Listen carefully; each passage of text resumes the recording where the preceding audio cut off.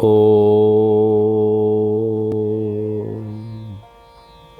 तव कथामृतं तप्तजीवनं कविभिरीडितं कल्मषापहं श्रवणमङ्गलं श्रीमदाततं भुवि गृह्णन्ति ये भूरिदा जनाः। শ্রী শ্রী রামকৃষ্ণ কথামৃত পঞ্চম ভাগ পঞ্চদশ খণ্ড তৃতীয় পরিচ্ছেদ শেষাংশ। দুটি ভক্তদের পরিবারেরা আসিয়া ঠাকুরকে প্রণাম করিলেন। তাহারা ঠাকুরকে দর্শন করিতে আসিয়াছেন, এই জন্য উপবাস করিয়া আছেন। দুই যা অবগুণ্ঠনবতী, দুই ভাইয়ের বধূ, বয়স 22-23 মধ্যে, দুইজনেই ছেলের মা। শ্রীরামকৃষ্ণ বধূদিগের প্রতি: দেখো, তোমরা শিব পূজা করো। কি করে পূজা করতে হয় নিত্যকর্ম বলে বই আছে, সেই বই পড়ে দেখে লবে। ঠাকুর পূজা করতে হলে ঠাকুরের কাজ অনেকক্ষণ ধরে করতে পারবে। ফুল তোলা, চন্দন ঘষা, ঠাকুরের বাসন মাজা, ঠাকুরের জলখাবার সাজানো, এই সকল করতে হলে ওই দিকেই মন থাকবে। হীন বুদ্ধি, রাগ, হিংসা এসব চলে যাবে। দুই জায়ে যখন কথাবার্তা কইবে, তখন ঠাকুরদেরই কথাবার্তা কইবে। কোনো রকম করে ঈশ্বরেতে মনের যোগ করা, একবারও যেন তাকে ভোলা না হয়। যেমন তেলের ধারা, তার ভিতর ফাঁক নাই। একটা ইটকে বা পাথরকে ঈশ্বর বলে যদি ভক্তিভাবে পূজা করো, তাতেও তার কৃপায় ঈশ্বর দর্শন হতে পারে। আগে যা বললুম, শিব পূজা, এই সব পূজা করতে হয়। তারপর পাকা হয়ে গেলে বেশি দিন পূজা করতে হয় না, তখন সর্বদাই মনের যোগ হয়ে থাকে, সর্বদা স্মরণ মনন থাকে। বড় বধূ শ্রীরামকৃষ্ণের প্রতি: আমাদের কি একটু কিছু বলে দিবেন? শ্রীরামকৃষ্ণ সস্নেহে: আমি তো মন্ত্র দিই না, মন্ত্র দিলে শিষ্যের পাপ তাপ নিতে হয়। মা আমায় বালকের অবস্থায় রেখেছেন। এখন তোমরা শিব পূজা যা বলে দিলাম তাই করো। মাঝে মাঝে আসবে, পরে ঈশ্বরের ইচ্ছায় যা হয় হবে।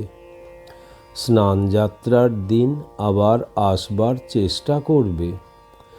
বাড়িতে হরিনাম করতে আমি যে বলেছিলাম, তা কি হচ্ছে? বধূ শ্রীরামকৃষ্ণের প্রতি: আজ্ঞা হ্যাঁ। শ্রীরামকৃষ্ণ: তোমরা উপবাস করে এসেছো কেন? খেয়ে আসতে হয়।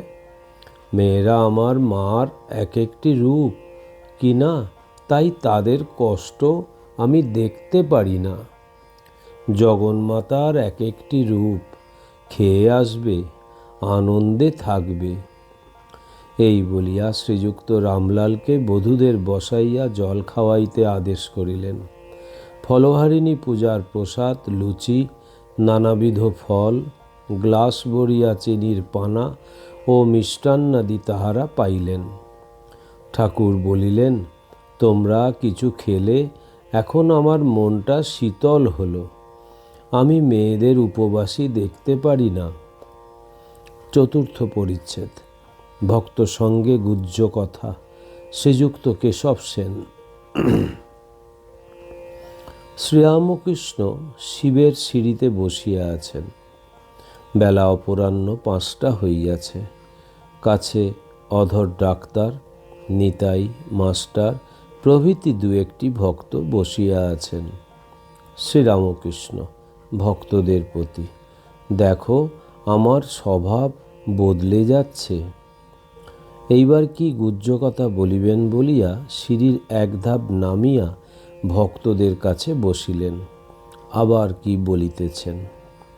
ভক্ত তোমরা, তোমাদের বলতে কি আজকাল ঈশ্বরের চিন্ময় রূপ দর্শন হয় না, এখন সাকার নররূপ এইটি বলে দিচ্ছে।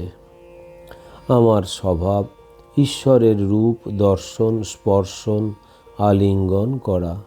এখন বলে দিচ্ছে তুমি দেহ ধারণ করেছ, সাকার নররূপ লয়ে আনন্দ করো। তিনি তো সকল ভূতেই আছেন, তবে মানুষের ভিতর বেশি প্রকাশ। মানুষ কি কমগা? ঈশ্বর চিন্তা করতে পারে, অনন্তকে চিন্তা করতে পারে, অন্য জীব কিন্তু পারে না। অন্য জীবজন্তুর ভিতরে, গাছপালার ভিতরে, আবার সর্বভূতে তিনি আছেন, কিন্তু মানুষে বেশি প্রকাশ।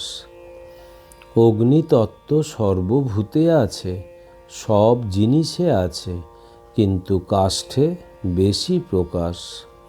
রাম লক্ষ্মণকে বলেছিলেন, ভাই দেখো, হাতি এত বড় জানোয়ার, কিন্তু ঈশ্বর চিন্তা করতে পারে না। আবার অবতারে বেশি প্রকাশ। রাম লক্ষ্মণকে বলেছিলেন, ভাই যে মানুষে দেখবে উর্জিতা ভক্তি, ভাবে, হাসে, না কাঁদে, নাচে, গায়, সেইখানেই আমি আছি। ঠাকুর চুপ করিয়া আছেন। কিয়ৎক্ষণ পরে আবার কথা কহিতেছেন। শ্রীরামকৃষ্ণ, আচ্ছা, কেশব সেন খুব আসত, এখানে এসে অনেক বদলে গেল। ইদানিং খুব লোক হয়েছিল, এখানে অনেকবার এসেছিল দলবল নিয়ে, আবার একলা একলা আসবার ইচ্ছা ছিল। কেশবের আগে তেমন সাধুসঙ্গ হয় নাই। কলুটোলার বাড়িতে দেখা হলো, হৃদে সঙ্গে ছিল। কেশব সেন যে ঘরে ছিল সেই ঘরে আমাদের বসালে। টেবিলে কি লিখছিল, অনেকক্ষণ পরে কলম ছেড়ে কেদারা থেকে নেমে বসল, তা আমাদের নমস্কার টমস্কার করা নাই। এখানে মাঝে মাঝে আসতো। আমি একদিন ভাবাবস্থাতে বললাম, সাধুর সম্মুখে পা তুলতে নাই, ওতে রজগুণ বৃদ্ধি হয়। তারা এলেই আমি নমস্কার করতুম, তখন ওরা ক্রমে ভূমিষ্ঠ হয়ে নমস্কার করতে শিখলে। আর কেশবকে বললাম, তোমরা হরিনাম করো, কলিতে তার নামগুণ কীর্তন করতে হয়। তখন ওরা খোলকরতাল নিয়ে হরিনাম ধরলে। হরিনামে বিশ্বাস আমার আরও হলো কেন? এই ঠাকুর বাড়িতে সাধুরা মাঝে মাঝে আসে। একটি মুলতানের সাধু এসেছিল, গঙ্গাসাগরের লোকের জন্য অপেক্ষা করছিল। মাস্টারকে দেখাইয়া, এদের বয়সের সাধু। সেই বলেছিল, উপায় নারদীয় ভক্তি। কেশব একদিন এসেছিল, রাত 10টা পর্যন্ত ছিল। প্রতাপ আর কেউ কেউ বললে আজ থেকে যাব। সব বটতলায় পঞ্চবটিতে বসে। কেশব বললে, না, কাজ আছে, যেতে হবে। তখন আমি হেসে বললাম, আঁশচুবড়ির গন্ধ না হলে কি ঘুম হবে না? একজন মেছুনি মালির বাড়িতে অতিথি হয়েছিল, মাছ বিক্রি করে আসছে, চুপড়ি হাতে আছে। তাকে ফুলের ঘরে শুতে দেওয়া হলো। অনেক রাত পর্যন্ত ফুলের গন্ধে ঘুম হচ্ছে না। বাড়ির গিন্নি সেই অবস্থা দেখে বললে, কি গো, তুই ছটফট করছিস কেন? সে বললে, কে জানে বাবু, বুঝি এই ফুলের গন্ধে ঘুম হচ্ছে না। আমার আঁশচুবড়িটা আনিয়ে দিতে পারো? তাহলে বোধহয় ঘুম হতে পারে। শেষে আঁশচুবড়ি আনাতে জল ছিটে দিয়ে নাকের কাছে রেখে ভোঁস ভোঁস করে ঘুমোতে লাগলো। গল্প শুনে কেশবের দলের লোকেরা হো হো করে হাসতে লাগলো। কেশব সন্ধ্যার পর ঘাটে উপাসনা করলে। উপাসনার পর আমি কেশবকে বললুম, দেখো, ভগবানই একরূপে ভাগবত হয়েছেন, তাই বেদ, পুরাণ, তন্ত্র এসব পূজা করতে হয়। আবার একরূপে তিনি ভক্ত হয়েছেন।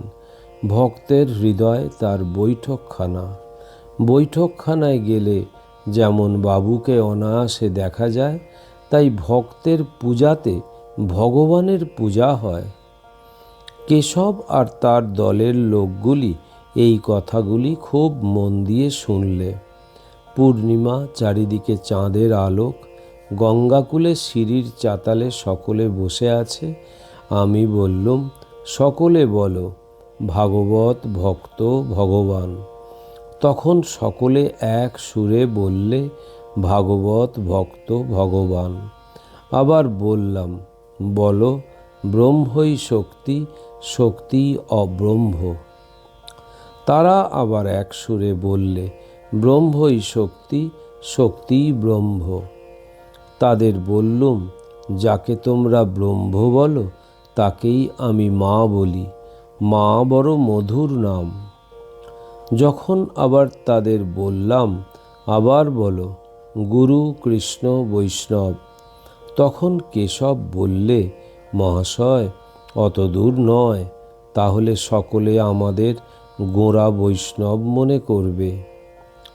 কেশবকে মাঝে মাঝে বলতাম, তোমরা যাকে ব্রহ্ম বলো তাকেই আমি শক্তি, আদ্যাশক্তি বলি। যখন বাক্যমনের অতীত, নির্গুণ, নিষ্ক্রিয়, তখন বেদে তাকে ব্রহ্ম বলেছে। যখন দেখি যে তিনি সৃষ্টিস্থিতি প্রলয় করছেন, তখন তাকে শক্তি, আদ্যাশক্তি এই সব বলি। কেশবকে বললাম, সংসারে হওয়া বড় কঠিন।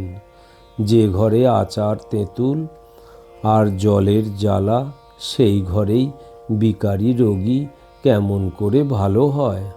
তাই মাঝে মাঝে সাধন ভজন করবার জন্য নির্জনে চলে যেতে হয়। গুঁড়ি মোটা হলে হাতি বেঁধে দেওয়া যায়, কিন্তু চারা গাছ ছাগলে গরুতে খেয়ে ফেলে। তাই কেশব লেকচারে বললে, তোমরা পাকা হয়ে সংসারে থাকো। ভক্তদের প্রতি, দেখো, কেশব এত পণ্ডিত, ইংরেজিতে লেকচার দিত, কত লোকে তাকে মানত। স্বয়ং কুইন ভিক্টোরিয়া তার সঙ্গে বসে কথা কয়েছে। সে কিন্তু এখানে যখন আসতো, শুধু গায়ে। সাধু দর্শন করতে হলে হাতে কিছু আনতে হয়, তাই ফল হাতে করে আসতো। একেবারে অভিমান শূন্য।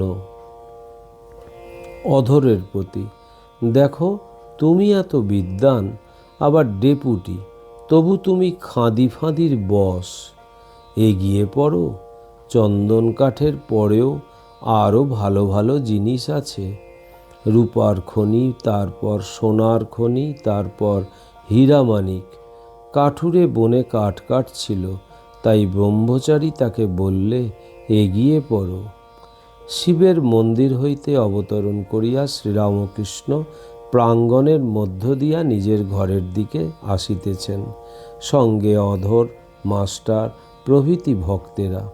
এমন সময় বিষ্ণুঘরের সেবক পূজারী শ্রীযুক্ত রামচাটুর্যে আসিয়া খবর দিলেন, শ্রী শ্রী মার পরিচারিকার কলেরা হইয়াছে। রামচাটুর্যে, শ্রীরামকৃষ্ণের প্রতি, আমি তো 10টার সময় বললুম, আপনারা শুনলেন না। শ্রীরামকৃষ্ণ, আমি কি করব? রামচাটুর্যে, আপনি কি করবেন? রাখাল, রামলাল এরা সব ছিল, ওরা কেউ কিছু করলে না। মাস্টার, কিশোরী গুপ্ত ঔষধ আনতে গেছে আলমবাজারে। শ্রীরামকৃষ্ণ, কি একলা? কোথা থেকে আনবে? মাস্টার, আর কেহ সঙ্গে নাই, আলমবাজার থেকে আনবে।